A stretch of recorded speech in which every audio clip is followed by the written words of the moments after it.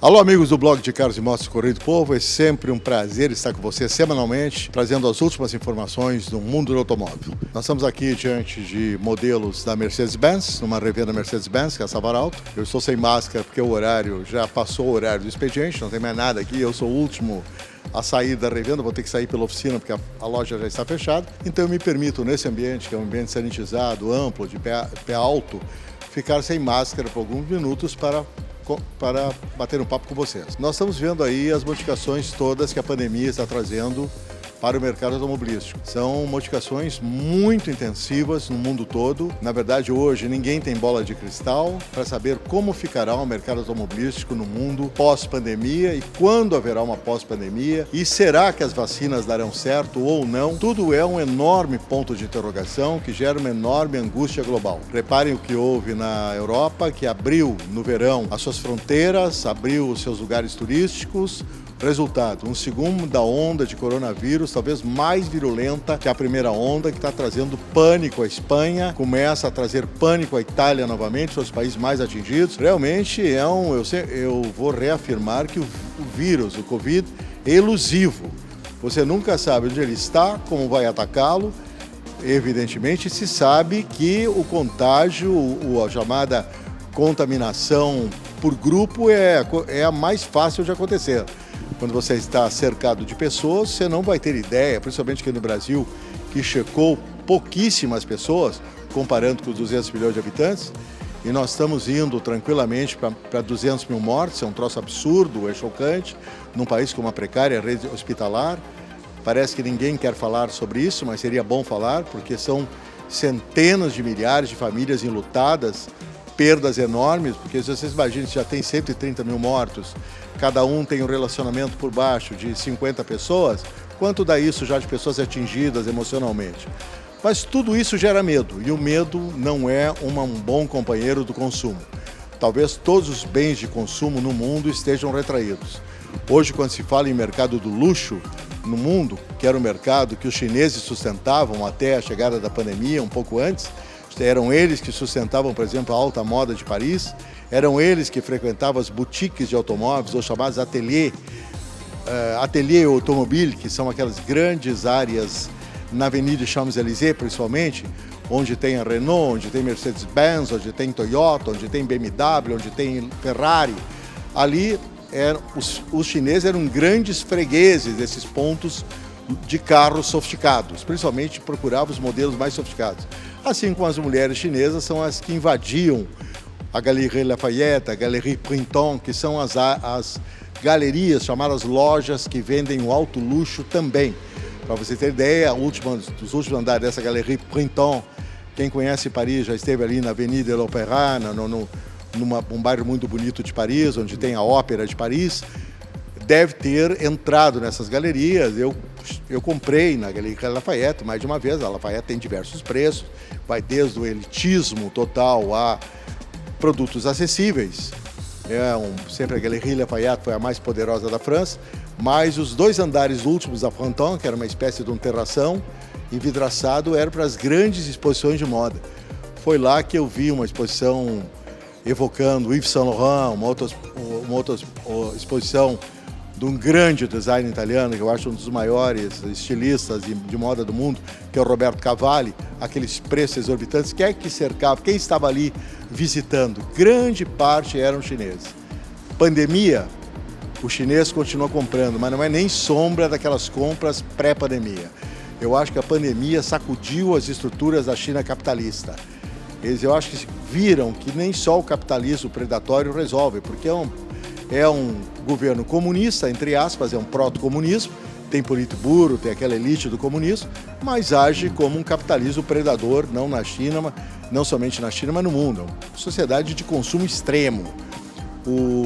A gente diz que o chinês economizou anos, alguns cofres secretos para gastar, quando finalmente o regime maoísta caiu definitivamente.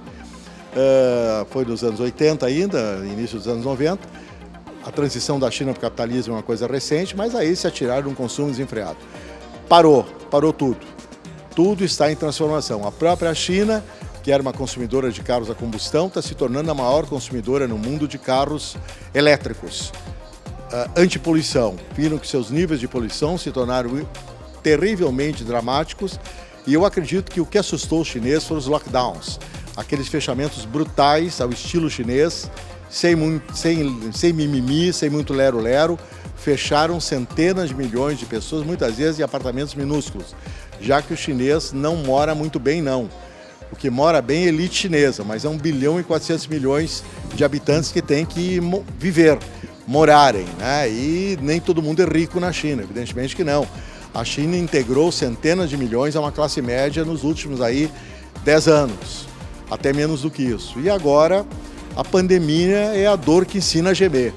As pessoas ficaram muito assustadas, ainda estão assustadas, e pensam mais no futuro, e até o nível de consumo dos chineses baixou muito, baixando também o nível de produção de suas indústrias automobilísticas, que estão cada vez mais voltadas ao carro elétrico.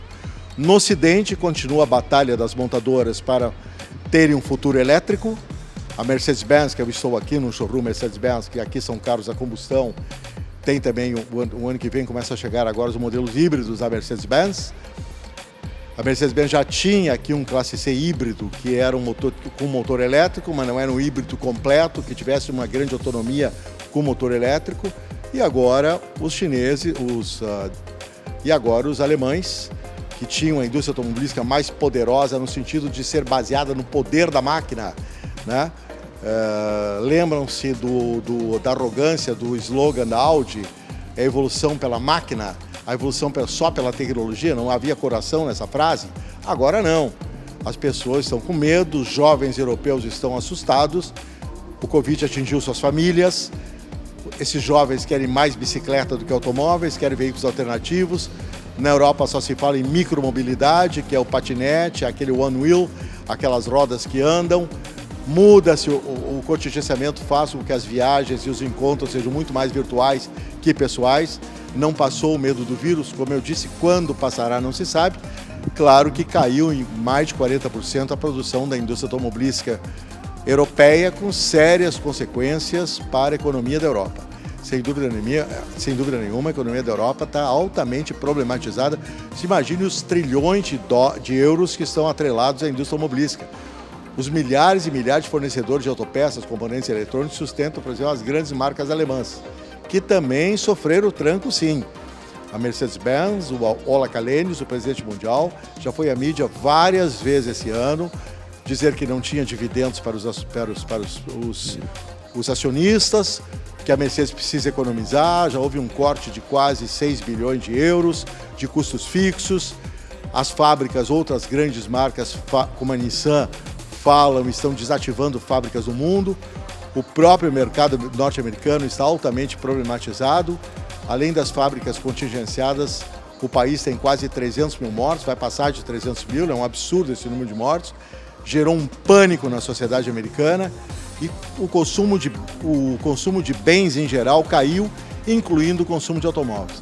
Embora em relação à eletrificação, a indústria automobilística norte-americana está muito atrás dos europeus, está tremendamente atrás dos chineses, muito atrás dos japoneses, são mestres dos carros híbridos também. Agora a Toyota prepara uma nova geração de carros elétricos.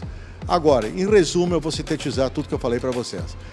Tudo isso que eu falei é uma situação agora, o aqui e agora, né? É o momento. O futuro ninguém sabe, não sabe o que vai acontecer, se os elétricos vingarão, se as indústrias automobilísticas, quantas vão sair do mercado, se todas permanecerão. Elas estão se associando para terem mais capital, para desenvolverem projetos em conjunto. É toda uma situação realmente muito difícil que nós estamos vivendo. E digo mais a vocês, cuidado também por aqui, né? Com essa euforia excessiva de abertura, todo mundo já andando junto por aí, não é legal não, né? Eu até prefiro ver um trânsito bastante agitado, mas todo mundo protegido dentro dos habitáculos de automóveis do que numa muvuca qualquer de estádio de futebol, festa funk, balada noturna em alguma boate aí que intempestivamente abriu. Não é por aí. Ou churrascada mesmo que seja com a família, tem que ter cuidado. Você não sabe por onde os jovens da família andaram. Na Itália, grande parte dos idosos foram contaminados pelos jovens que moram juntos nas casas. A Itália tem um crônico problema de habitação, as famílias são grandes e muitas vezes moram em apartamentos que não são muito grandes.